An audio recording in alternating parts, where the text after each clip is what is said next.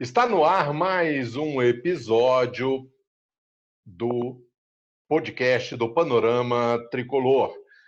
Hoje a gente vai falar sobre semifinais do Campeonato Carioca e também esse imbróglio todo com relação à transmissão dos jogos. No primeiro momento não ia transmitir o jogo, agora a Globo já anuncia que vai transmitir a semifinal amanhã a partir das 16 horas no Engenhão, Fluminense e Botafogo. Lembrando que o Fluminense joga pelo empate. Vamos começar aqui a rodar a nossa mesa. Alessandro Celano, beleza, Alessandro? Boa tarde a todos os tricolores, saudações tricolores a todo mundo, boa tarde à mesa, Raul, Paulo, Mauro, saúde a todo mundo. Valeu, Paulo Andel. Estão conseguindo me escutar? Se tiver, eu continuo.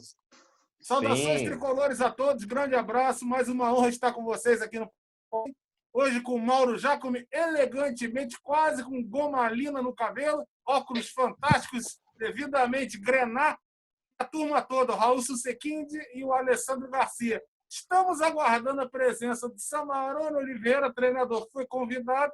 A gente espera que a qualquer momento ele participe, né?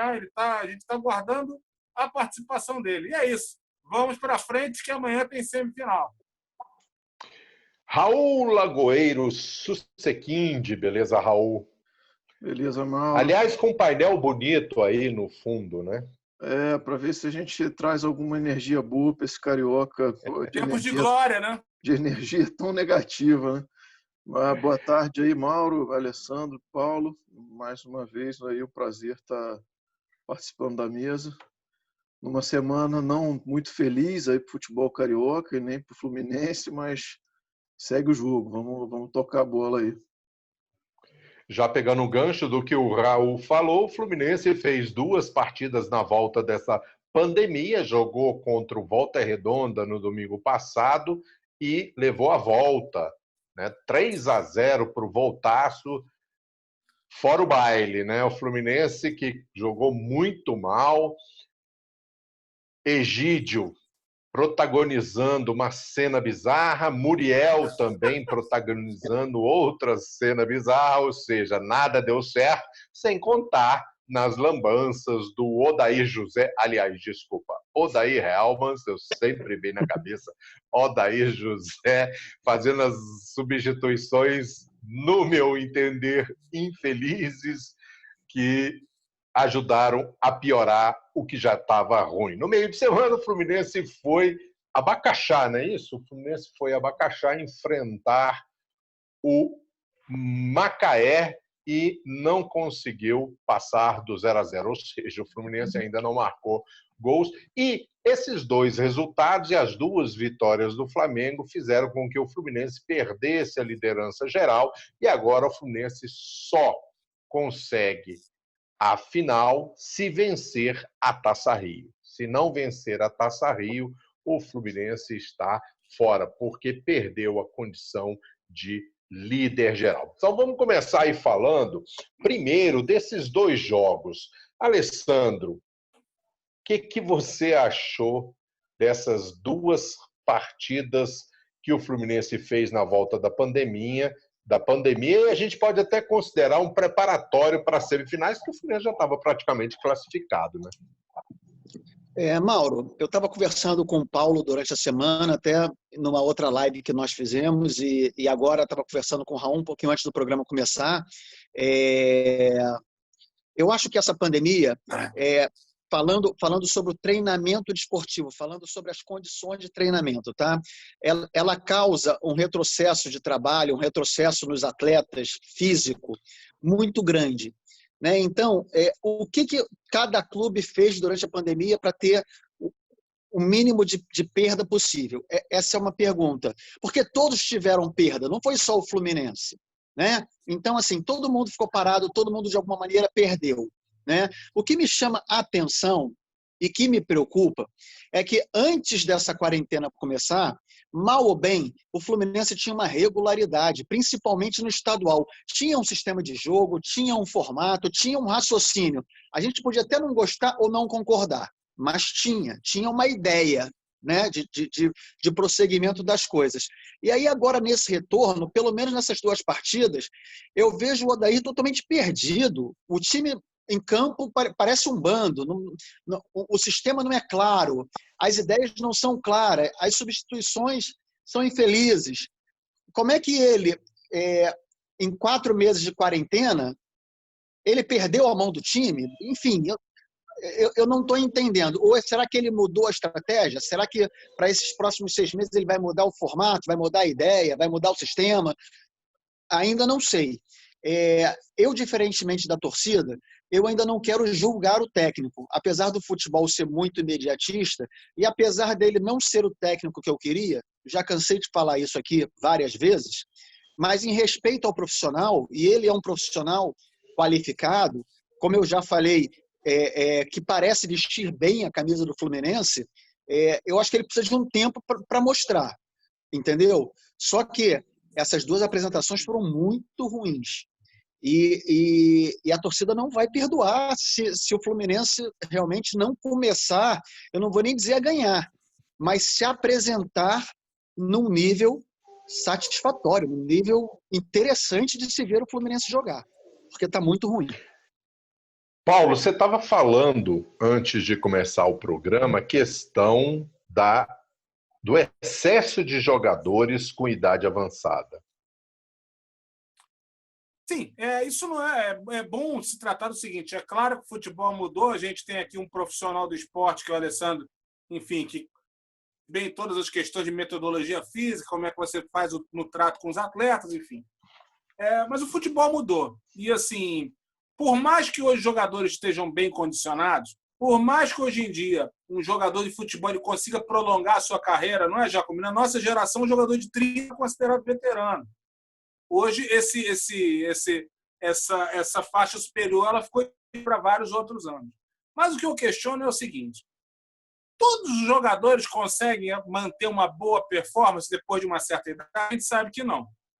E o que aconteceu foi o seguinte: eu não conheço, sinceramente, eu não conheço bem os critérios de montagem do elenco do Fluminense, porque me parecem ter sido um tanto imediatistas e, em parte, embora, enfim, eu reconheço as qualidades da gestão e as críticas que eu tenho em relação a ela, eu entendo que eles pegaram o bonde ano passado para mim, mas já se passou um ano. Quando foi montado esse novo time, esse time tem uma quantidade bastante considerável de história. Teve um desfalque com o Henrique, que foi para Belo Horizonte de volta e, felizmente, não sofreu nada naquele acidente terrível que ele sofreu. Mas até recentemente a gente tinha um time com os seguintes jogadores: Matheus Ferraz, Egídio, Henrique, Nenê, Ganso e Fred. Eu acho que é bastante complicado escalar todos esses jogadores ao mesmo tempo. Porque, assim, vai ser impossível imaginar que você tenha tantos jogadores com 30 e tantos anos em alta performance. Que isso nunca aconteceu no futebol brasileiro. Ninguém conhece um time, eu não conheço. E, por favor, quem estiver assistindo, que nos corrija aqui, eu não conheço nenhuma equipe no futebol brasileiro que tenha obtido sucesso com tantos jogadores de idade mais avançada. Se isso acontecer, vai ser a primeira vez. Esse é um problema. O outro problema que eu aponto também é o seguinte: a torcida já está bastante impaciente. Eu acho que, sinceramente, depois dessas péssimas atuações, em caso de uma não classificação diante do Botafogo, numa chegada, se não, o Fluminense não chegar nem a final para disputar com o Flamengo, a situação deveria ficar muito difícil no Fluminense. E aí, vamos supor que ele caia. Vem um novo treinador para trabalhar com o elenco que ele não montou, para fazer o Campeonato Brasileiro com jogadores desse porte. É de se imaginar que ele vai tentar aproveitar outros jogadores também. E aí, como é que ficam esses veteranos barrados? Como é que fica o elenco? Como é que fica o ambiente em relação a isso? Entendeu? É uma provocação que eu faço, é uma opção que eu tento levantar. Eu acho que isso vai ter problema em algum momento, né? Tudo é muito bom, tudo está muito legal, a gente passou essa situação, está passando, né? Porque o futebol não tinha nem que ter voltado e acabou voltando loucamente, mas, nesse caso, como faz isso? Daqui para algum tempo, quem são os veteranos que vão aceitar ficar no banco tranquilamente? E quando eu falo veteranos, eu falo de todos, inclusive do Fred, tá? que ano passado no Cruzeiro esteve várias vezes no banco de reservas. Ninguém nega a trajetória espetacular que o Fred tem, a importância que ele tem, a condição de ídolo que ele tem para boa parte da torcida do Fluminense, um dos maiores artilheiros da história do clube. Só que nós não estamos em 2009, nós estamos em 2020 e ele já é um jogador veterano, tanto que, embora não jogasse 6 meses e estivesse no da forma, andando sei lá quantos quilômetros de bicicleta, suportou as 2 partidas. Ele se poupou, porque ele sabe que o esforço é outro, né? Então, eu acho que isso são esses temas que eu levantei aqui, eles são fatores que têm que ser analisados, sim, não só para agora, mas para o Campeonato Brasileiro, que já vai começar aí, se é que vai começar, mas que, digamos assim, é a próxima competição que nós teremos a disputar.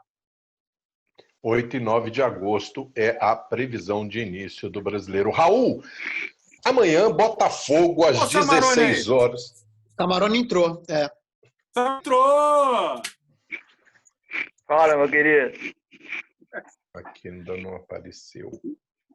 Já está com a gente aqui o Samarone. Já está com a gente, já está com a gente o nosso convidado, treinador Samarone Oliveira, o Jacome. Tudo bom, Samarone? Prazer te conhecer. Prazer. Saudações tricolores. Saudações tricolores. Vamos lá, Samarone, já a gente conversa. Eu estava fazendo uma pergunta aqui para o Raul. Raul, amanhã Botafogo, Engenhão, 16 horas. O que o Fluminense precisa mudar para passar pelo Botafogo e encarar o Volta Redonda na final da Taça Rio? Fazer a revanche do domingo passado, né?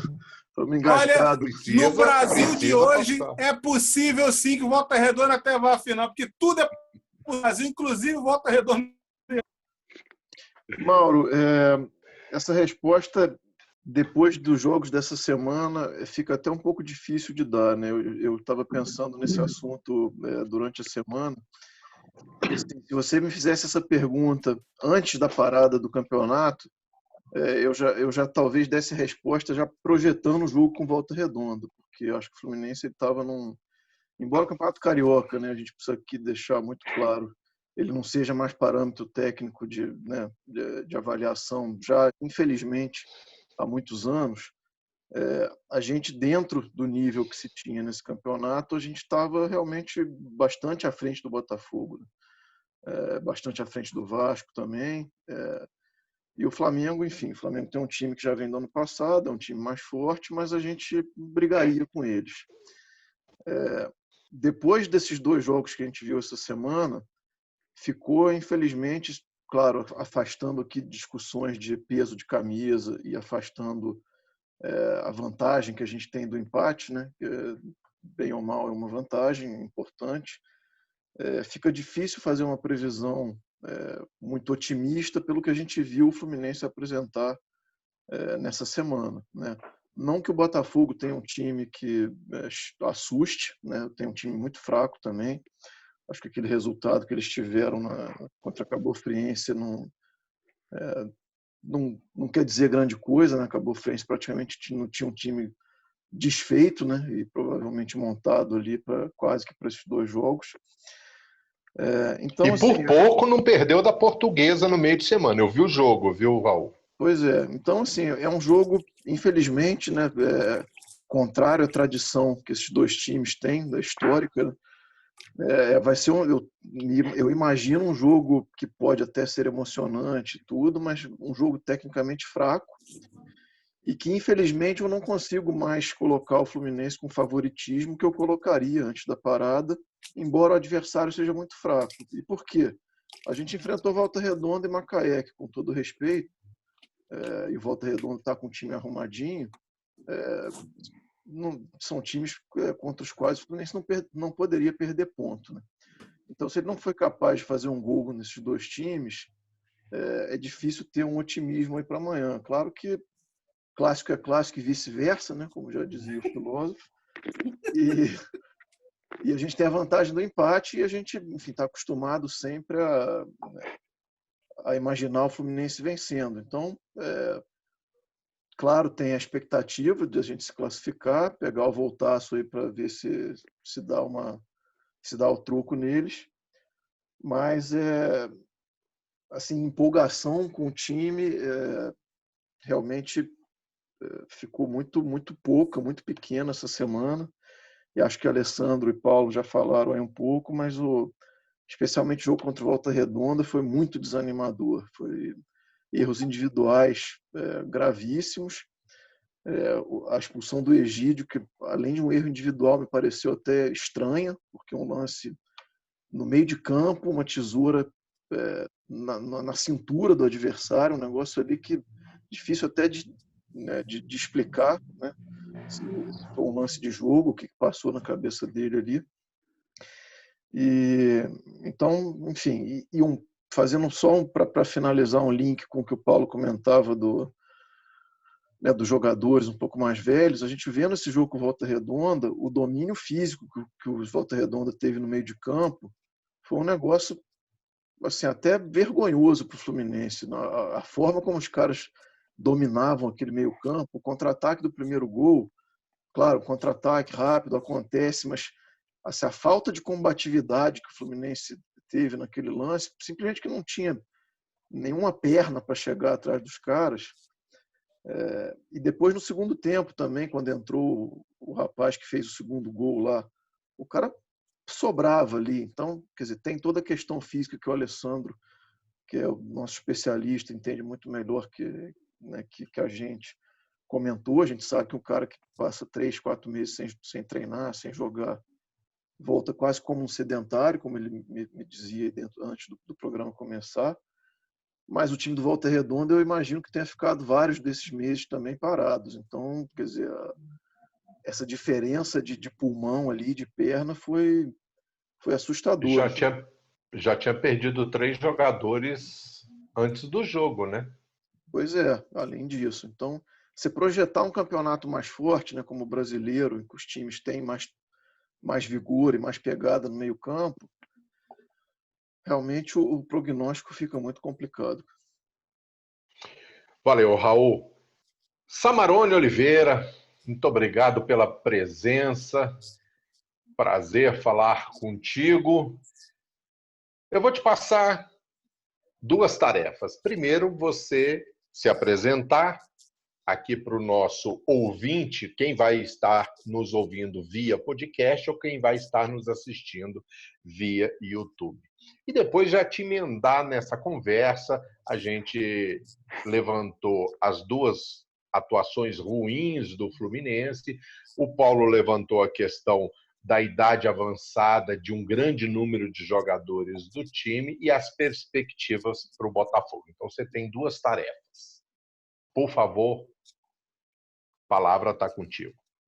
Não, primeiramente, boa tarde a todos. Desculpa aí um pouco a demora para entrar, mas tive um probleminha aqui. E para quem não me conhece, Samarone Oliveira, sou treinador de futebol profissional e antes de ser treinador, um tricolor apaixonado, como todos aqui, pelo nosso Fluminense. E não escondo isso de ninguém. Muitas pessoas até perguntam se isso pode me causar problema na minha carreira. Muito pelo contrário, eu admiro muito os treinadores que assumem o clube para que torce ou para que torceu. Porque para você ser um treinador, você tem que ser um apaixonado por futebol. E se você é apaixonado por futebol, provavelmente você viveu algum momento de arquibancada, teve algum carinho, algum apego por alguma instituição. E no meu caso é o Fluminense. E quanto a essas 2 partidas do Fluminense na pós-pandemia, pós-pandemia não, que a pandemia ainda é real.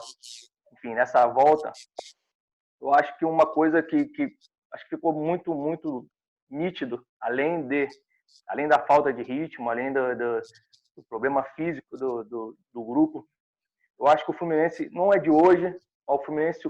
O grupo do Fluminense não é um grupo, desculpa a expressão, não é um grupo comprometido.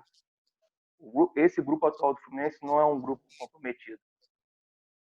Muito se fala do Flamengo, que é uma equipe muito forte tecnicamente, sim, é um clube hoje que tem um poder aquisitivo, que pode comprar quem quiser, só que se você vê um jogo deles, você vê um grupo onde todo mundo se entrega, todo mundo se doa dentro de campo, não tem um jogador que não corra, e isso, infelizmente, no Fluminense não é a realidade. Eu vejo, infelizmente, alguns jogadores, a gente pode citar o maior deles, o maior caso, que é o Ganso, que pode-se dizer, mas é um jogador que nunca correu, é um jogador que nunca se entregou muito em campo. Só que o futebol ele evolui, só que o futebol ele vai mudando a cada década, a cada 5 anos que passa. E se o Ganso ele é um jogador que ele não tem capacidade de se reinventar, eu, como um profissional do futebol, indicaria a ele encerrar a carreira dele. Porque hoje, com esse jeito que ele joga, ele atrapalha o time do Fluminense. E, ao meu ver, infelizmente, por ser um jogador que eu acho que tem muita técnica,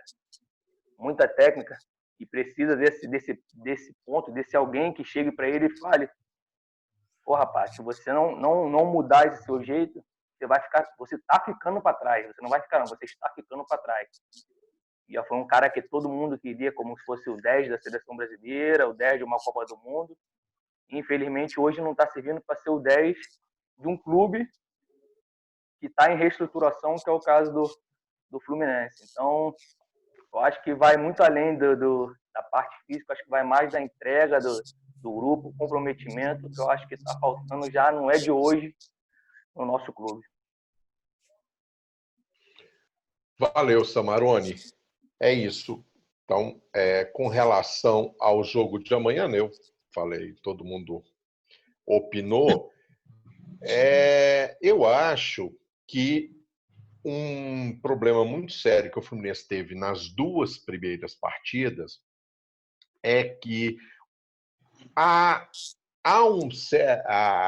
vamos dizer assim, a campanha do Fluminense antes da pandemia ela é um pouco enganosa no seguinte aspecto: o Fluminense baseou muito os seus bons resultados antes da pandemia num jogador, que era o Nenê. O Fluminense não conquistou a liderança geral do campeonato por ser um time que apresentasse um futebol muito vistoso, um futebol coletivamente falando, que sobrasse em campo, mas era porque o Nenê estava jogando acima da média. Assim que voltou da pandemia, além dos problemas que a gente viu com relação ao Odair, o Nenê não jogou contra a Volta Redonda. Você viu o Fluminense totalmente sem conseguir levar a bola até a área do goleiro, do Douglas, né, que é o goleiro do Volta Redonda. Então, faltou essa peça no Fluminense. Contra o Macaé, eu não assisti o jogo não foi transmitido, o Nenê me parece que voltou, mas eu faço esse parênteses com relação a antes da pandemia, mesmo o Fluminense sendo líder geral na classificação do Campeonato Carioca, muito se deve à ótima fase que o Nenê estava antes da pandemia. Então, isso eu acho um problema, porque quando você depende de um único jogador, né, como era o caso do Fluminense, quando só um jogador estava muito acima da média, se esse jogador não está em campo, ou se esse jogador não está num bom dia, aí você passa a ter sérios problemas. Eu acho que esse é um problema que o Fluminense tem. Você não vê o Fluminense, quando ele está jogando, você não vê o Fluminense com jogadas ensaiadas, com muita intensidade, com aquela pressão alta, mas sim dependendo dos lampejos do Nenê. Hein, Jacome? Deixa eu até te falar uma coisa. O Nenê, enquanto esteve em campo contra o Macaé, de acordo com os comentários do camarada Rafael Marques na rádio, ele foi um dos poucos que manteve o ritmo de corrida. Isso significa que, embora ele ainda esteja distante da forma que estava antes da pandemia, o resto do time não correspondia em nada. Então ele estava correndo sozinho e cansou. Quer dizer, o time decresceu, como bem perguntou o Alessandro no começo, né? Aliás, Isso. fazer uma observação aqui. É um barato que eu já sigo o Samarone de tanto tempo nas redes sociais, por vários motivos, e Samarone e Alessandro são amicíssimos, cara. Isso que é um barato, né? Depois eu saber, um belo dia a gente estava falando, Alessandro, anos atrás, a gente falando, e o Alessandro é meu amigo há, sei lá. Alessandro, a gente é amigo desde quando? Da época do Muro de Berlim, né? Ainda tinha muro, né? Quer dizer, já faz um certo tempo. Pô, você era campeão Antes de brasileiro de 89. Oi? Rapaz, Você vou era te falar um campeão brasileiro negócio. de futebol de mesa. Eu agora vou voltar a jogar no Cebux, que a gente vai ter uma mesinha lá. Eu não jogo com os profissionais, mas vários desses caras aí do Rio eu já ganhei. Pois é, Paulo. Vários deles. Você reforçou, então, a questão. Quer dizer, o Fluminense continua na dependência do futebol do Nenê. Ou seja, isso é um problema que eu vejo. Eu vejo um problema, primeiro, porque o Nenê é um dos jogadores que tem a idade muito avançada, né? E A outra mais avançada questão... de todos, né? Pois é, e a outra questão, quando você depende só de um jogador, né? O Samarone está aqui como representante técnico de futebol, né, Samarone? Você depender de um único jogador é extremamente problemático. E depender de um jogador que, por mais que tenha muita qualidade técnica, a gente não pode negar, mas já é um jogador que tem quase 40 anos. Então, dificilmente ele vai aguentar um ritmo de uma temporada inteira, tipo, de segurar uma batuta de uma equipe da grandeza do Fluminense. Com todo respeito ao Nenê, que é um grande jogador, só que ele não pode ser o cara do Fluminense. Se a gente chegar um momento que Nenê é o cara do Fluminense, o Fluminense vai estar em maus lençóis. Isso que o Samarone está falando me lembra também o seguinte, por exemplo, por mais que o Nenê seja um grande jogador, isso não tem a menor dúvida, e com o próprio comentário do Samarone preciso, que a gente sabe que vai ser difícil ele manter uma longa jornada, quem pode imaginar? A gente nem sabe como é que vai ser o Campeonato Brasileiro por conta da pandemia, né? Não sabe qual vai ser o regulamento, o que vai ser. Mas vamos supor que não tenha as tradicionais 30 rodadas, tenha 24, 25, 28, qualquer uma. Alguém pode achar que o Nenê vai jogar em alto nível 28 partidas consecutivas, como o Conca fez há 10 anos, quando tinha 27 anos? Não tem condição técnica, porque ele tem sobrando. É porque fisicamente não dá. Tanto que o Conca fez aquilo há 10 anos e ninguém mais fez. Nenhum time campeão teve um jogador melhor que o jogador do campeonato que jogou todas as partidas. É uma vez em 100 que isso acontece. Exatamente. O Fluminense tem um problema, o Alessandro começou até a tocar nele, e o seu ponto da idade, Paulo, também tem a ver com isso. Ele tem um problema muito grave de formação de elenco e não é de hoje, né? O Fluminense tem uma deficiência talvez de enxergar futebol, né? Eu acho que talvez os gestores de futebol do Fluminense não montam, você tem uma dificuldade de montar um time equilibrado, né? O Fluminense, o que ele precisava? E quem assistiu o jogo, eu vou voltar alguns meses para trás, o jogo de ida da Sul-Americana no Maracanã, contra aquele time que acho que até o Mauro colocou na coluna outro dia, que foi o Volta Redonda do Chile, né? Horroroso. Naquele jogo ali a gente teve no meio de campo Henrique, Iago, Ganso, não sei se era o Ganso, era Henrique, Iago, Hudson e mais algum. Era bem parecido, tirando a saída do Henrique agora, foi um meio campo parecido com esse que jogou contra o Volta Redonda. E ali fica muito claro que é um meio campo que não tem uma capacidade de criação e não tem uma capacidade física de pulmão para tocar um jogo pegado. O Fluminense passou 3, 4 meses, né, aí por conta da pandemia parado e não pensou no meio-campo, né? A gente foi buscar o Fred, que, enfim, tem todo um outro lado da contratação, né? É um ídolo, acho que foi uma contratação com fundamentos e tudo mais, mas se a gente for olhar para o elenco, o Fluminense não precisava de atacante, ele precisava de meio-campista, talvez de laterais, né? Embora lateral seja uma posição muito mais complicada de achar boas opções no futebol de hoje.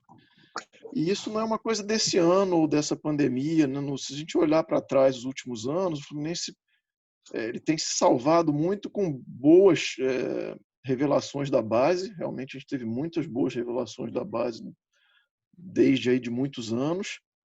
Esses caras seguram um pouco, em 6 meses são vendidos por uma Mariola e um Guaraná natural.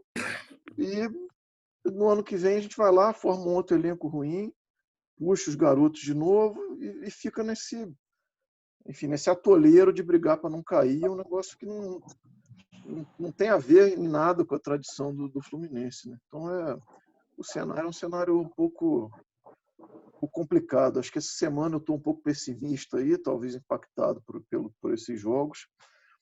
Mas o Fluminense tem problemas estruturais muito graves no futebol. Né?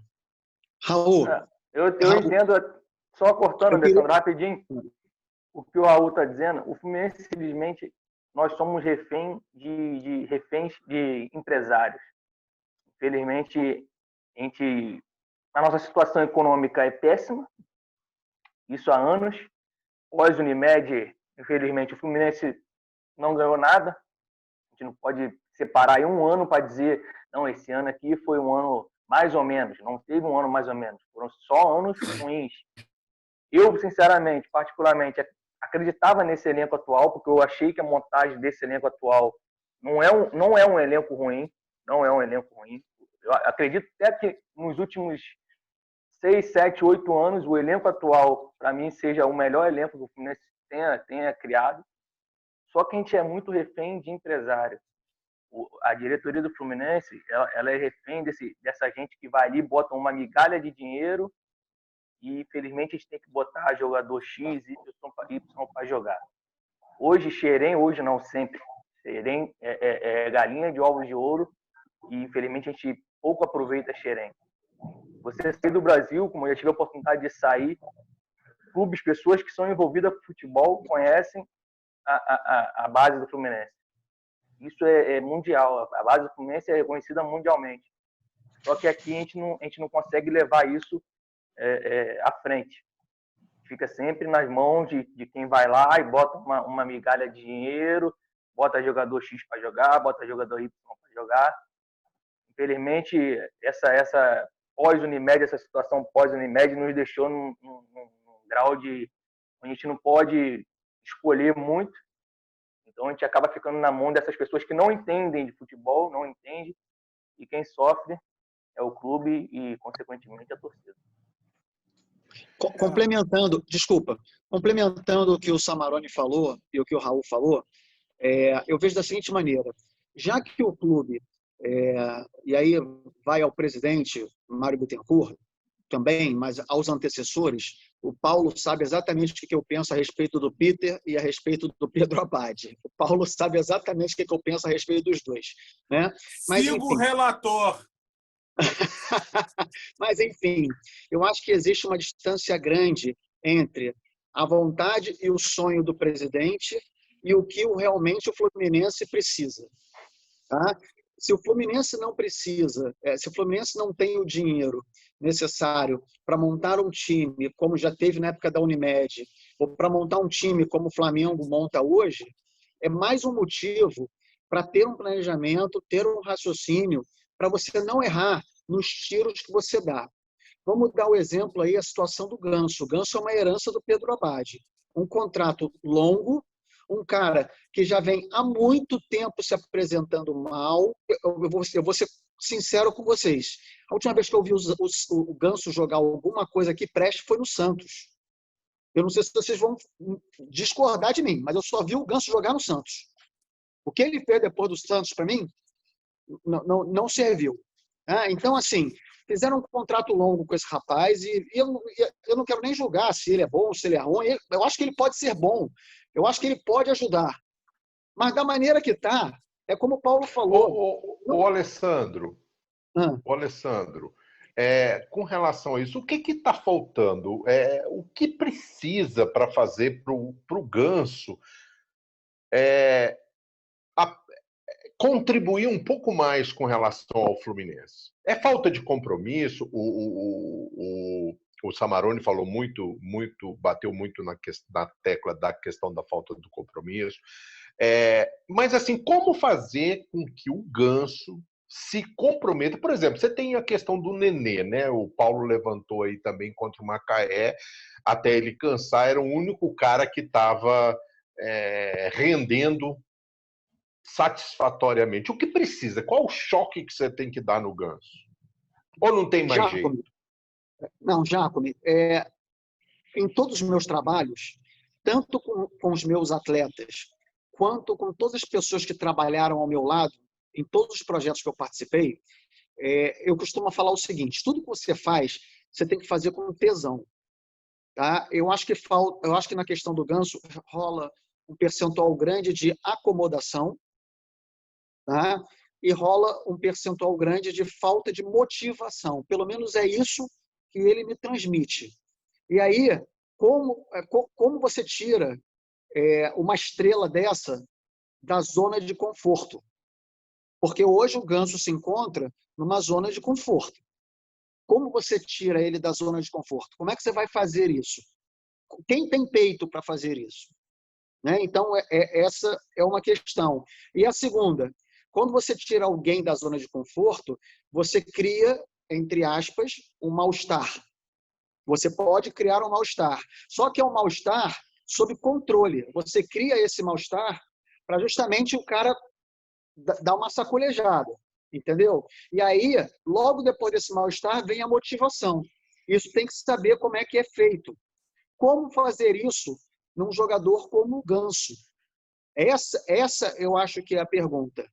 Né? Porque, olha, eu concordo com o Samarone quando ele diz que a montagem desse grupo é uma das melhores dos últimos tempos. Eu também acho.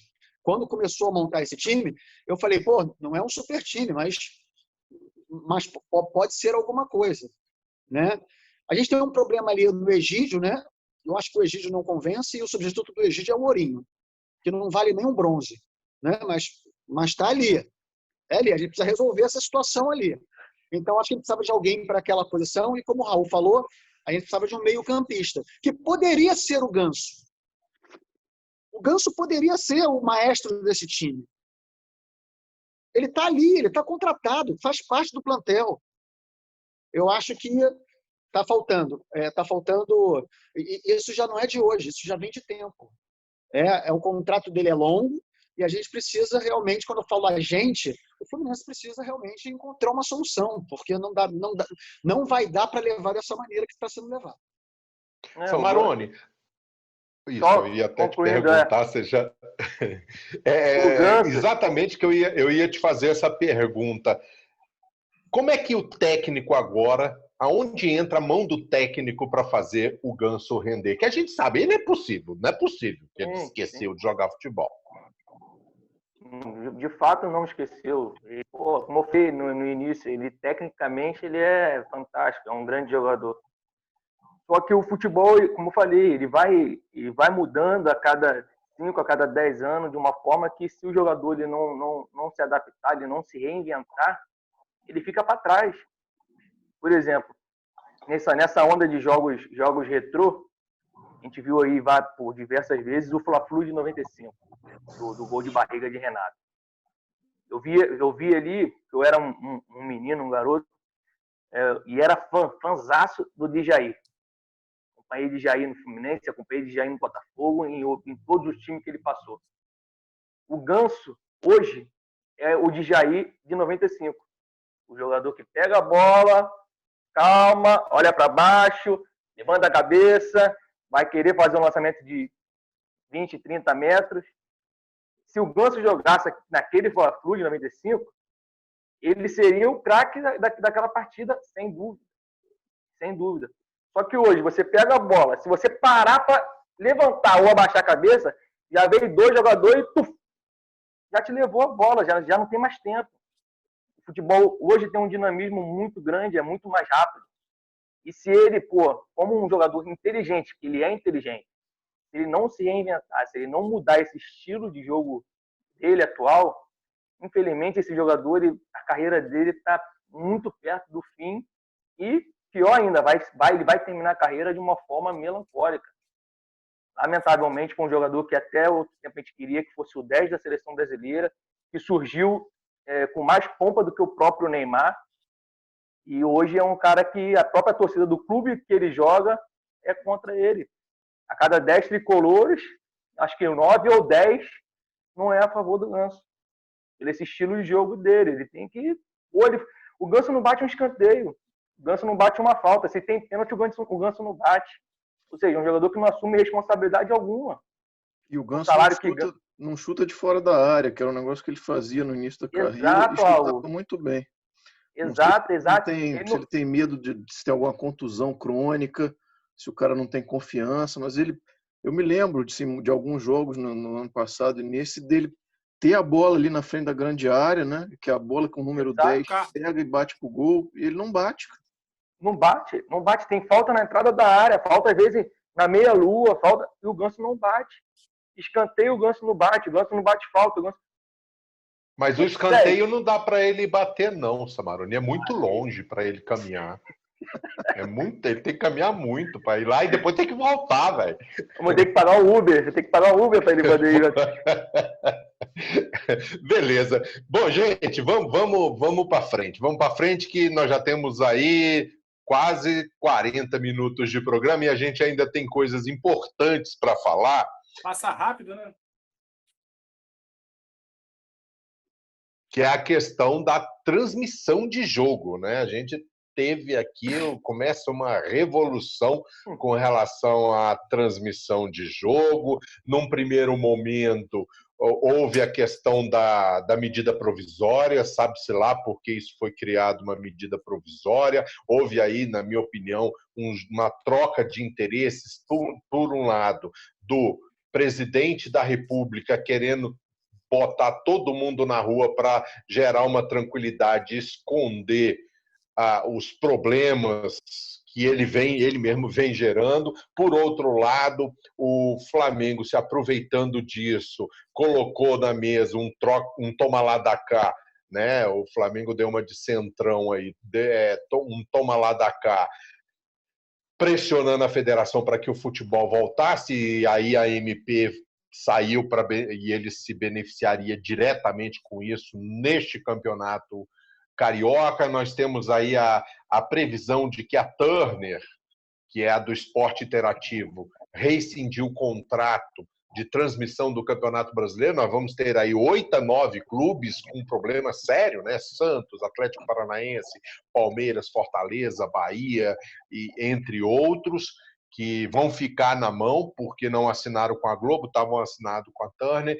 Aí o Flamengo fez a transmissão do seu jogo contra o Boa Vista, né? Foi contra o Boa Vista, quase 2 milhões de acessos. O Vasco fez também contra o Madureira, teve uma quantidade razoável. Aí amanhã o Flamengo já está prometendo cobrar R$10 de quem não é sócio. Aí a torcida começou a se revoltar porque se iludiu, né? Se iludiu com a questão da transmissão. A federação entrou com a liminar, a Globo vai transmitir o jogo do Fluminense, mas enfim, dentro dessa confusão toda, eu particularmente acho que o caminho da internet é um caminho interessante, mas é um caminho longo a ser perseguido, porque a gente sabe que o capital que roda na internet para remunerar as imagens não é o mesmo capital que roda numa TV aberta. E tem uma série de outras coisas, tem a fidelidade, tem a questão de você cobrar da assistência, né, de quem estiver assistindo, ou seja, é uma coisa muito confusa, a gente não sabe aonde isso vai dar. Pegou isso no meio da pandemia, as televisões não têm o que transmitir também. Paulo, Roberto, Andel. Eu? Sim. Cara, é basicamente essa história toda de um barbarismo sem par, né? Primeiro, vou emitir aqui minhas opiniões, não sou dono da verdade, mas é o que eu penso. Primeiro, não tinha que ter futebol nenhum agora. Esse é o primeiro ponto inalienável. né? Estamos vivendo uma barbárie com dezenas de milhares de mortos e com a expectativa cada vez maior, porque a cada dia morrem 1.200 pessoas, então a última coisa que faria sentido era o retorno do futebol agora. Mas, numa politiqueira, o senhor Flamengo tem dado essas questões, não é de hoje, né? Enfim, com a sua mania de maior do continente, maior do mundo, maior da galáxia. Enfim, fizeram esse troço aí no acerto lá com o União Grande, né? O interesse do mito era evidente, posar ao lado do Flamengo, o clube mais popular do Brasil, e o Flamengo entendeu que ia se capitalizar melhor. Pois bem, nesse exato momento, repare que nós estamos tendo uma tremenda confusão em termos de educação, porque nós temos uma quantidade enorme de pessoas, a quantidade de estudantes que não têm acesso direto à internet, né? A questão do ensino à distância está muito comprometida por isso. E muito se discute sobre isso, né? Porque também entra numa questão de dinheiro mesmo, de poder dentro do país. A televisão, com todos os defeitos que tem, eu não tenho nenhum motivo aqui para elogiar a Rede Globo, de quem eu sou adversário histórico em todos os sentidos, como cidadão, político, etc. Mas a TV é todo o país. Isso aí, né? A Globo, com a sua tecnologia de ser quase 60 anos, aí ela chega. Como é que funciona? O futebol vai ser mais elitizado? Porque ninguém discutiu nada, só discutiu o seguinte: mata-se no peito, tem uma medida provisória, cada um que quiser e pronto. O retorno esportivo das equipes de menor porte, como é que fica? Porque se o mandante decide tudo, decide sua renda como vai fazer, como ficam os menores? Vão morrer? Vamos acabar com o campeonato? Vamos ter o país inteiro, que tem 10 mil clubes, vão passar a ter quantos? 13? E há várias questões que não foram discutidas nisso. E por mais que o Flamengo tenha uma fidelização imensa de torcida, o Flamengo não é o único representante do futebol brasileiro. Então, essa negociação foi extremamente mal feita, extremamente danosa, e pior ainda, ou tão pior quanto a postura do Flamengo, foi a postura da Globo rescindindo o contrato e batendo nos clubes que nada tinham a ver com aquilo. Porque em nenhum momento o Fluminense se manifestou para rescindir nada, nem o Botafogo, nem ninguém. Para se vir diretamente do Flamengo, a Globo queria atacar todo mundo. A federação tem lá seus melindres e interesses, entrou com a ação na justiça, conseguiu eliminar, e o jogo vai ser transmitido. Enfim, essa é uma bagunça. O nosso querido, o Raul é um pouco mais novo, o Samarone, jovem Samarone que está aí, o Alessandro do nosso tempo também. Isso aí é uma bagunça típica dos anos 80, né? Aquelas cartolagens, aquelas confusões, os campeonatos que não terminavam ou que eram postergados, que depois iam resolver como é que vai fazer. Na partida resolve se vai bater ou não. Enfim, é uma confusão enorme. Volta olímpica com caravela. Volta olímpica com caravela, enfim, papeletas amarelas, campeão do título que não decidiu e por aí vai. Então, curiosamente, várias dessas histórias têm o mesmo protagonista, né? Não deixa de ser curioso essa situação. Eu acho que está tudo errado, acho que vai ter que ser rediscutido, mas principalmente isso não era momento de fazer, porque no momento o bem mais precioso é a vida humana, e a vida humana está prezada no país, como vê diariamente nas televisões. Acho que os clubes vão ter que sentar, esse assunto não tem consenso, né? Grandes equipes do futebol brasileiro têm opiniões diametralmente opostas sobre o assunto, e é claro que a internet, eu não tenho a menor dúvida disso, mas como você bem disse, é um caminho longo, bastante longo, e chega só a absurdo que nos dias de hoje os torcedores, eu mesmo sou assinante do canal Premier, como tantos outros, é absurdo que nós temos sido alijados de assistir a partida, já que a barbárie do futebol, da volta do futebol aconteceu, que nós sejamos de assistir jogos, sendo que assinamos um contrato e pagamos regularmente por aquilo, né? Tem uma operação ilegal aí nesse. Raul, você vê com relação ao Fluminense capacidade para abrir mão de algum contrato com TV aberta e tomar o seu caminho próprio com relação à transmissão dos seus jogos, Raul? Eu acho que com a gestão que a gente tem hoje e há muitos anos, acho que não.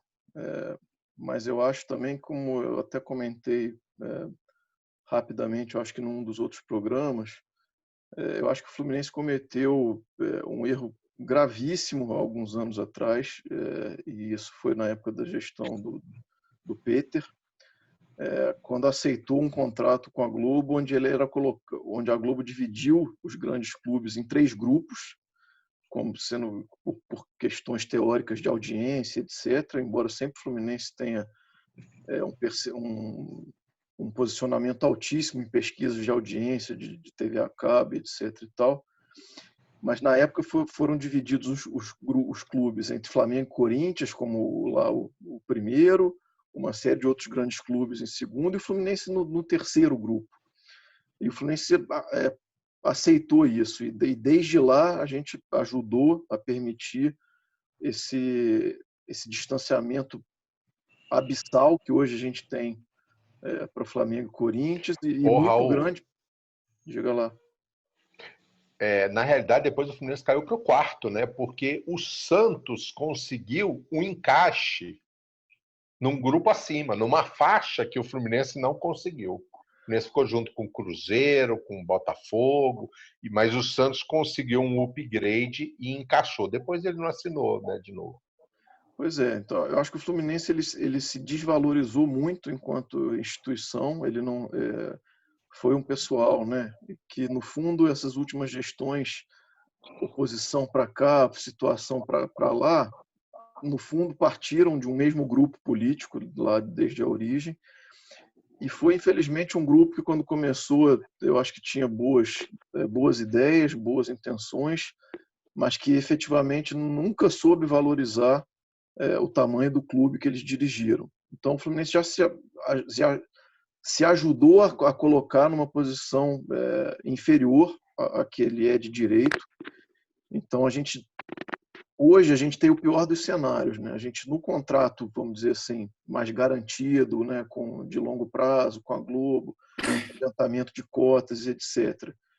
A gente precisa disso para sobreviver. Então, assim, a gente tem um poder de negociação relativamente prejudicado, porque a gente mesmo lá atrás se ajudou, né, a se colocar nessa situação. Então a gente hoje não tem poder de barganha e está um pouco preso àquilo. E eu não acredito que se a gente for para o outro caminho, o caminho da independência total, né, da internet, a coisa e tal, eu não consigo ver esse mesmo grupo fazendo a gente ocupar o lugar que a gente tem de direito. E hoje, na realidade, a gente vem de sucessivas temporadas esportivamente ruins, fracas, né? Então, é todo um processo em que o clube ele foi se colocando num tamanho menor do que a história dele tem. Então, a gente hoje tem resultados esportivos que nos atrapalham, né, nessa barganha comercial. A gente não se coloca como grande, né, já desde esse período lá de trás.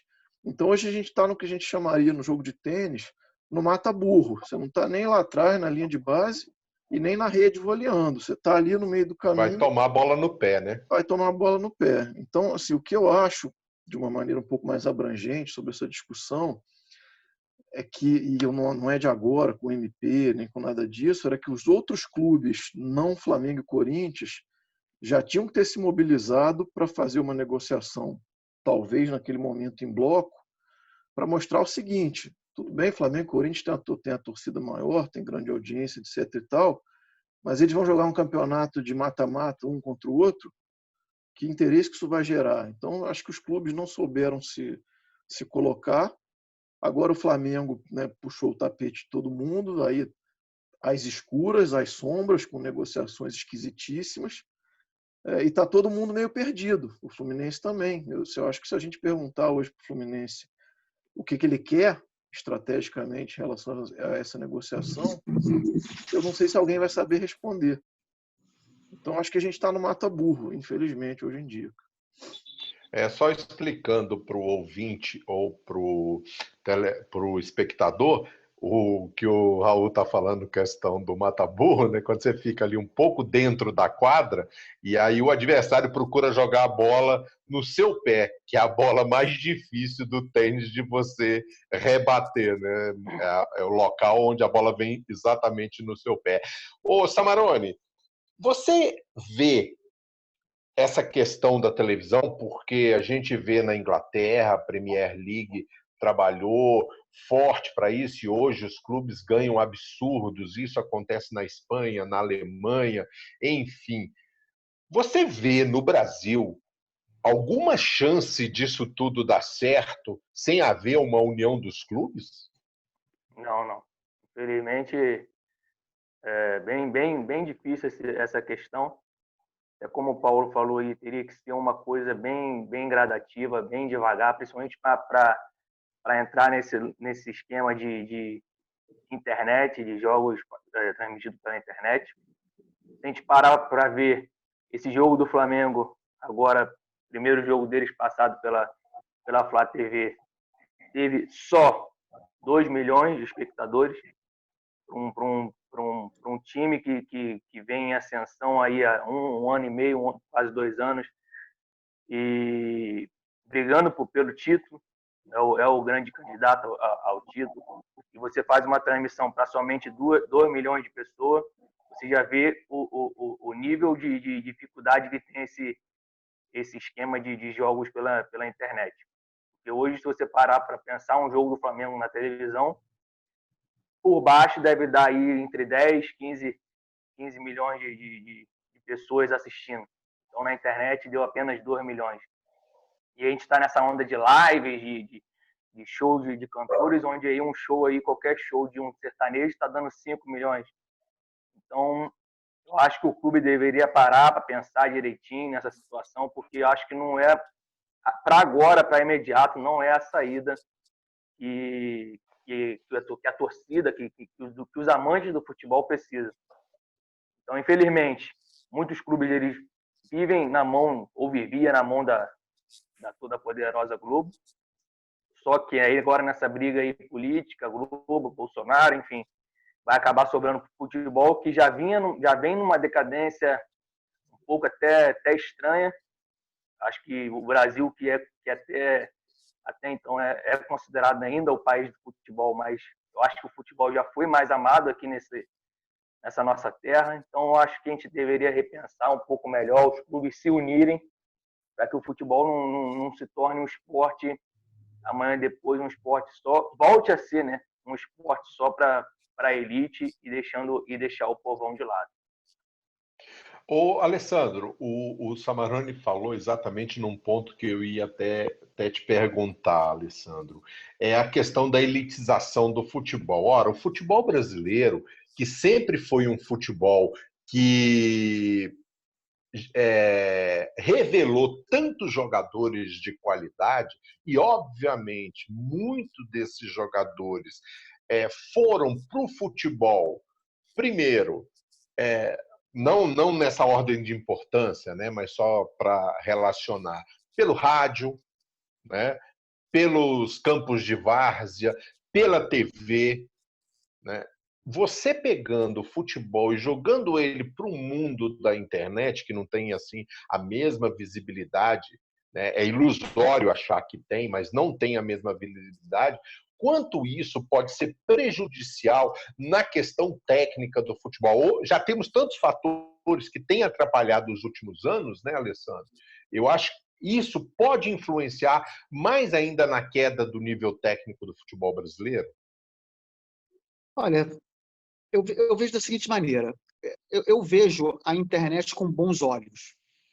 A única coisa que eu não acho que é positivo é ser feita como está sendo feita, aos trancos e barrancos, de qualquer maneira, e empurrando com a barriga.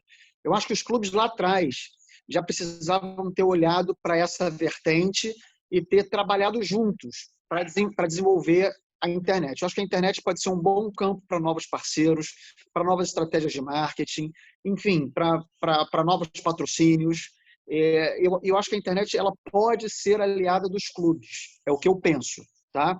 Só que precisa se repensar esse trabalho. Eu vou dar um exemplo para vocês. No voleibol, existe uma penca de campeonatos amadores que acontecem pelo país que são televisionados pela internet.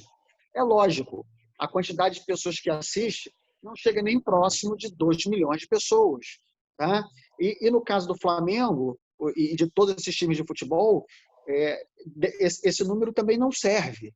Né? Então, assim, mais um motivo para dizer que isso já deveria ter sido visto há algum tempo atrás. Tá? Agora, não adianta o Flamengo dar um pontapé inicial e pegar para si essa responsabilidade achando que ele vai resolver o problema, porque não vai. O problema ele se resolve com uma junção de todos os clubes. Porque, assim como o Paulo falou, os clubes menores vão sobreviver a isso tudo como? Como? Como é que vai ser com os clubes menores? Como eles vão fazer? Eles vão ter que pagar para o Flamengo televisionar o jogo deles, é isso? Como vai ser isso? Né? Então, me preocupa. Eu acho que, com relação ao nível técnico dos times, eu acho que não vai ter interferência, mas eu acho que a internet... Sabe por que eu falo isso, Alessandro? Porque você, o profissional de vôlei, e eu me lembro muito bem, a partir do momento que o vôlei entrou na televisão, né, eu acho, assim como as empresas, né, lá naquela época dos anos 80, geração de prata também, no questão do vôlei feminino, houve uma grande visibilidade, e ali eu percebi que houve um crescimento técnico. Por quê? Porque o garoto não procurava mais só ir para o futebol, mas também para o vôlei, porque aquilo foi um chamariz. O vôlei na televisão era um chamariz. Não, e não foi só um chamariz para as pessoas praticarem. As empresas passaram a abraçar os times. Só que eu não sei se vocês estão reparando que de um tempo para cá, há bastante tempo para cá, a poderosa Globo, a Sport TV, quando eles fazem o televisionamento dos jogos de vôlei, eles não falam mais o nome das empresas que estão patrocinando. O time do Bernardo não é chamado de Sesc, é Rio de Janeiro. O time de Osasco não leva o nome mais do patrocínio, é chamado de Osasco. E por aí vai. O Minas é chamado de Minas. Então, assim, há algum tempo, no voleibol, eles também já vêm reclamando. A grande questão é, o televisionamento ele tem que ser um parceiro de qualquer time, em qualquer esporte, para agregar valores. Isso tem que ser usado para o time. Né? Então, assim, a partir do momento em que há interesses escusos nisso aí, interesses políticos, como o Paulo falou, a situação fica esquisita. O Paulo foi muito feliz em algumas questões que ele falou, porque ele fala que não tinha que estar acontecendo um campeonato agora. Gente, vamos raciocinar. A Europa está voltando ao futebol agora sem torcida. A Europa teve essa pandemia antes da gente. Como é que a gente pode recomeçar o nosso futebol junto com eles e já colocar a torcida no estádio? Como é isso? Como é que a gente pode se dar a esse luxo na frente deles? Sendo que aqui nós temos muito menos estrutura e hoje nós estamos sendo considerados como um epicentro dessa pandemia. Qual é a certeza, qual é a pressa da federação para começar tudo isso? Eu me lembro até um fato histórico. Paulo, por que lá atrás Roma fez questão de abrir o Coliseu com a matança? Por que, Paulo? Você se lembra disso? O que a história conta sobre o Coliseu de Roma? De que o Coliseu era? Por que o Coliseu servia? O Coliseu era uma jogada política. Roma passava por questões de pestes, a população estava insatisfeita com uma série de questões, e o Coliseu foi usado como uma questão política para trazer alegria ao povo. Não é isso? Não foi isso lá atrás? Então, na minha opinião, você trazer o futebol de volta e colocar a torcida de volta no estádio, para mim, eles estão querendo trazer alegria para o povo. Né? A pandemia está aí, o pau está comendo, eles estão querendo trazer alegria para o povo. Para mim é isso. Um detalhe, Alessandro, que na Europa, a média entre o pico e o retorno de futebol foi de 40 dias. Sim. No Brasil, o retorno aconteceu antes do pico. Sim. Exatamente. Exatamente. Quando o Paulo pergunta por que o Mito foi posado do lado do Flamengo, para mim é claro, ele precisa procurar alguma coisa, alguma nuvem de fumaça para jogar ali, para ocupar o espaço. Ele está muito em evidência, entendeu? Então, o futebol é um excelente meio, né? A gente costuma falar que o futebol no Brasil não é esporte, é uma religião, né? Então, assim, os rubro-negros já estão nós já loucos vimos aí. em vários outros momentos da história, né, Alessandro, o futebol sendo utilizado para questões políticas, exatamente. Sim. Sendo Então, para assim, encobrir, sendo para pegar a onda. Exatamente, exatamente. Então, assim, eu vejo essa transmissão pela internet de forma positiva. Gente, vejo. Ela pode ser muito positiva.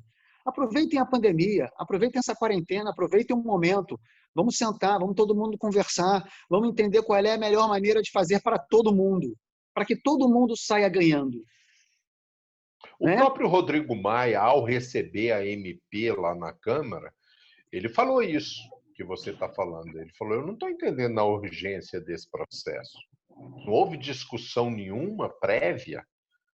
Já cai aqui no nosso colo uma medida provisória de uma coisa tão importante, de uma coisa que mexe tanto num segmento econômico importante no país. Qual a urgência para você criar uma medida provisória, né? Nenhuma. Pois é. Acho que a coisa vai muito do individualismo do Flamengo, em especial.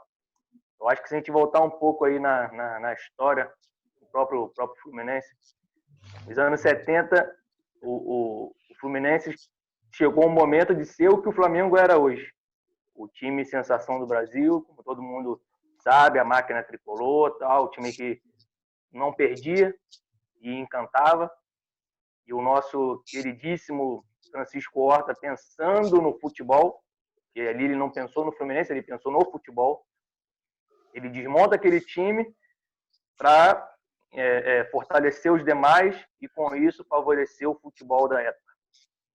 Eu acho que se ele não tivesse feito isso, o Fluminense seria, naquela ocasião, que o Flamengo está sendo hoje.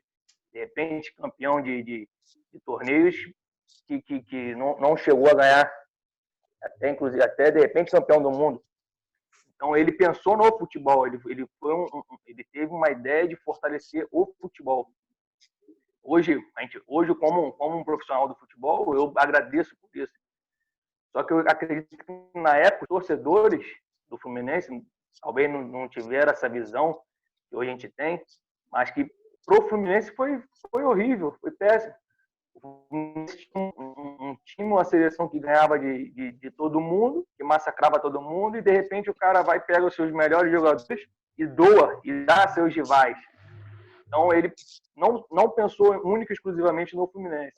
E hoje, o Flamengo pensa única e exclusivamente no Flamengo. O Flamengo está cagando e andando para futebol carioca, o Flamengo está cagando e andando para Fluminense, para Vasco, para Botafogo, para Corinthians, para a Rede Globo. O Flamengo hoje é único e exclusivamente Flamengo. Existe um mundo Flamengo.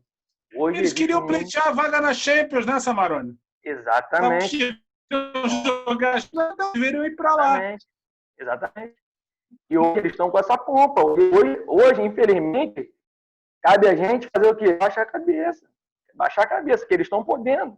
Agora, você imagina se esse time ganhasse um Mundial. Porra. Pelo amor de Deus, quem tinha que aturar? Pois é. Fazer o quê, né? Mas ainda bem que a gente torce pro Liverpool, né? Obrigado, Firmino.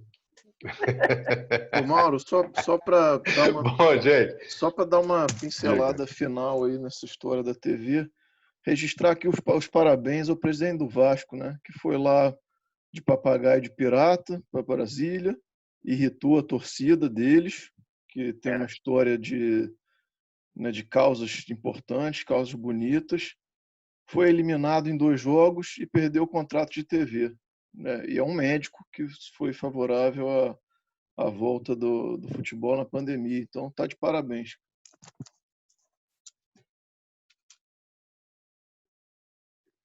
Tá certo. Gente, Já estouramos nosso tempo aqui, já estamos com mais de 1 hora Eita ferro! de programa. Pois é, olha só, como a gente faz em todos os programas, a gente faz o jabá do Paulo, que ele vai fazer daqui a pouquinho, mas antes do jabá do Paulo, a gente vai falar dos aniversariantes da semana, né? Dos aniversariantes ilustres que muito contribuíram com o Fluminense. O primeiro, o Hércules, completaria 108 anos essa semana. Ele jogou no Fluminense de 35 a 41, sendo só Canhão. 5 vezes campeão carioca, né? 36, 37, 38, 40 e 41. Desses 5 títulos que o Fluminense conquistou em 6 anos, o Hércules foi o artilheiro do Fluminense em 3.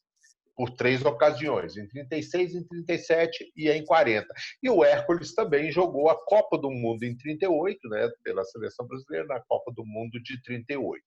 O outro aniversariante, já mais novo, ainda está vivo, né, que é o Escurinho, que durante essa semana completou 90 anos de idade. Ele foi jogador do Fluminense de 54 a 64, ele jogou 10 anos no Fluminense, foi bicampeão carioca 59 a 64 e do Rio São Paulo de 57 a 60. Quase foi campeão carioca pelo Fluminense em 63, né, no recorde de público do Maracanã. Um pouquinho antes do jogo acabar, foi 0-0, um Fla-Flu de quase 180 mil pessoas no Maracanã. O jogo acabou 0-0, o Flamengo jogava pelo empate, mas o Escurinho, no finalzinho do jogo, meteu uma bola no travessão, quase o Fluminense. O Escurinho marcou mais de 100 gols e jogou quase 500 partidas. É um dos jogadores que mais atuou pelo Fluminense. E um outro torcedor, aí já é um torcedor, o Dado Villa-Lobos, do Legião Urbana, também fez aniversário essa semana. Ele completou 55 anos, o Dado Villa-Lobos, que há algumas fotos que transitam pela internet com a camisa do Fluminense, né? Ele tem uma camisa até recente. Eu vi uma imagem dele com a camisa recente do Fluminense, Dado Villa-Lobos, do Legião Urbana. Então, esses foram os aniversariantes. Agora nós vamos ao momento jabá. Paulo Roberto Andel. Falar rapidinho antes dos aniversariantes, só para a gente complementar. Importante explicar aos mais jovens que quando o Hércules foi artilheiro em 3 dos 5 campeonatos que foram nos anos 30, o campeonato carioca era o mais importante do continente, né? Só poderia ser o campeão carioca, só rivalizava em termos de importância com o confronto Brasil-Argentina. Então, em 6 anos, o Fluminense ganhou 5 títulos. O Hércules, um super canhão, jogador de seleção brasileira que merece todo o respeito. E o Escurinho, eu gostaria tanto que o Fluminense fizesse alguma coisa pelo Escurinho, né? Porque ele era um dos super-heróis do meu pai. Eu nunca o vi jogar, eu nunca pessoalmente, mas eu conheço vários jogadores que eu vi porque o meu pai falava sempre dele. Ele é herói do meu pai e explica-se, né? Pelo tempo de clube que ele ficou, pela quantidade de jogos que ele disputou, pelos títulos, também explicando aos torcedores que o torneio Rio-São Paulo foi o embrião do Campeonato Brasileiro. Então, o campeão do Rio-São Paulo era o time mais respeitado do país. E o Fluminense, em 4 temporadas, ganhou 2 Rio-São Paulo. Então, merece todo o respeito. E dado que eu ouvi desde garoto, tenho quase a idade dele, ele também era um garoto, cara, continua um garoto, né? Porque ele tem sempre o rosto jovem e um barato tudo. Ele foi um dos caras que sempre o Samarone falava que era muito bacana os jogadores assumirem suas equipes. O Dado sempre mostrou sua paixão pelo Fluminense e é uma figura recorrente do Maracanã. É difícil ter um que não encontra. Então, sempre lá, ele, Tônio Platão, Fausto, aquela turma sempre acompanhando o Fluminense antes da pandemia, né? Agora tem que esperar voltar para reencontrar eles. Jabá. Sebo X, Praça Tiradentes, 9, Sala 601. Estaremos de volta na próxima segunda, trabalhando em dias alternados, quartas e sextas, de 11h30 às 17 horas. Livros, VHS, quinquilharias em geral, vintage, apareçam lá no Sebo X. Nós temos uma campanha no Quicante, que está acabando nos dias. Quem participa da campanha tem direito a resgatar produtos com descontos bem significativos. A campanha dura até a próxima quarta-feira. E quem quiser comprar 3 gloriosos livros sobre o gol de barriga, essa maravilha de cenário que acabou de fazer aniversário, comemora para sempre, www.vilarejometeditora.com.br/loja. Repetindo, www.vilarejometaeditora.com.br/loja e encontre deliciosos livros sobre esse gol de barriga tão bacana, tão bonito, que faz a gente rir até hoje. É isso. Valeu, Paulo, pelo jabá. Bom, gente, estamos chegando ao final de mais um podcast /vídeo do Panorama Tricolor. Eu vou agradecendo Alessandro, você vou aqui pela ordem do meu podcast, Alessandro Celano. Muito obrigado por mais uma participação, está se tornando uma figurinha carimbada aqui no nosso Panorama Tricolor. Nosso Steve Howe. Obrigado a todos previsão, da mesa. aliás, vamos encerrando também, Alessandro, uma previsão para amanhã. Bom, primeiro, obrigado a todos da mesa. Raul, amigo de longa data, Andel, amigão também. Estou sempre falando com o Romão, sempre falo sobre vocês. Samarone, um amigo também de bastante tempo, já que a gente está se conhecendo agora. Obrigado por essa oportunidade, obrigado a todos vocês, obrigado à nação tricolor. O amor não vai morrer nunca. O que nós estamos fazendo aqui são críticas ao momento e a tudo que está acontecendo, mas em nenhum momento nós vamos torcer contra. Pelo contrário, amanhã eu espero um 2-0 Fluminense em cima do Botafogo. Que Deus me escute, que me dê essa alegria amanhã. Difícil acreditar, mas eu vou torcer muito por essa vitória do Fluminense, porque eu acho que vitórias são importantes para o clube, mas principalmente vitórias são importantes para um profissional, o Odair. Como eu sempre falo, não é o técnico que eu queria, mas é um profissional íntegro, um cara correto, que está ali tentando desenvolver um trabalho, tá? E troca de profissionais no meio da temporada, o resultado nunca é satisfatório, nunca é bom. Tá? Então, eu torço para que ele consiga realmente encontrar o caminho, colocar o time nos trilhos, que ele faça o Fluminense jogar como o time merece jogar, né? Um time com peso da camisa que tem, e que a gente possa sair vitorioso. Tá? Para finalizar minha despedida, Paulo, eu segunda-feira vou conhecer o Sebo X, estarei lá, passarei lá para te dar uma força. Separa o meu livro lá, que eu vou comprar um livro lá com você. Tá bom? Um abraço a todo mundo, boa noite a todo mundo. Raul. Bom, pessoal, obrigado aí por mais essa rodada. Não esquece da previsão para amanhã, hein? Tá bom. Mais uma vez, um prazer participar aí. Como o Alessandro comentou, as críticas sempre são, em parte, porque nos dói ver, né, o Fluminense quando ele não vai bem, e porque a gente quer ele de volta no lugar que ele tem que estar, né? Lugar de protagonismo e de grandes conquistas. Bom, amanhã vamos lembrar que um dos maiores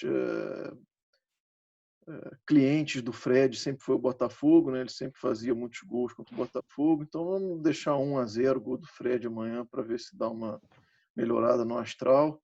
E o Voltaço que se cuide, que depois vem eles. Paulão. Bom, deixar um abraço para todo mundo, agradecer a presença do Samarone, que era uma figura esperadíssima aqui no... Finalmente, vai voltar, claro. Nosso querido Alessandro, Raul, você já, como é que é nosso capitão, com cabelo malinado aí, fantástico. Esqueçam as críticas agora. Entrou em campo o torcedor. O torcedor é outra... Então, como a última grande goleada do Fluminense, eu assisti com o Raul sobre o Botafogo, 5-0, né, Raul? Em 2003, no Maracanã. Eu quero deixar barato amanhã o seguinte: o Fluminense já ganhou o Botafogo de 7, já ganhou o Botafogo de 5. Amanhã, Fluminense Fogo 0. Pronto. A gente precisa disso. Tá certo. Samarone. Eu, primeiramente, agradecer aí a todos aí, agradecer pelo convite. E a hora que quiser, é só chamar que a gente está às ordens. E torcer, só nos resta isso, né? E acredito que amanhã vai ser, sim, um grande jogo. E como o Raul foi feliz aí, o Fred tem essa marca de sempre deixar gols contra o time lá do bairro lá. Então, acredito que amanhã vai ser 2-0 o Fluminense também. Valeu, Samarone. A gente está sempre contando com a sua presença aqui quando você quiser aparecer. Beleza? Eu vou me despedindo também. E o meu placar para amanhã vai ser 4-0. Um gol do Egídio, um gol do Ganso, um gol do Caio Paulista e um gol do Fred. Muriel não, né? Não, Muriel não. Vai ser 4-0. Se o Egídio e o Caio Paulista fizerem gols e o Fluminense ganhar de fora, semana que vem será Panorama Transex. Nós iremos vestidos todos de mulher. Ô, Jaco, você esqueceu de falar o seguinte, que ainda vai ter o gol do Ourinho. O Egídio vai sair, vai entrar o Ourinho e ele vai fazer um gol também. 5-0? Essa é pra acontecer não, mas aí tudo o VAR anula. O VAR anula, gol do Ourinho. Tá certo. Então é isso aí, gente. Um abraço para todo mundo. O Panorama Tricolor vai ficando por aqui. Lembrando que quem estiver nos ouvindo pelos podcasts, né, pelo podcast, seja por algum tocador, o Spotify, Google Podcast, o Anchor, o Breaker, siga, né, para receber as novidades. E quem estiver nos assistindo pelo YouTube, não se esqueça de se inscrever no canal, tocar o sininho para receber umas novidades, tá certo? Então, até a semana que vem, quando a gente já vai ter aí a final da Taça Rio contra o Volta Redonda, e é esse jogo que a gente vai estar falando no próximo episódio. Um abraço para todo mundo, até a próxima.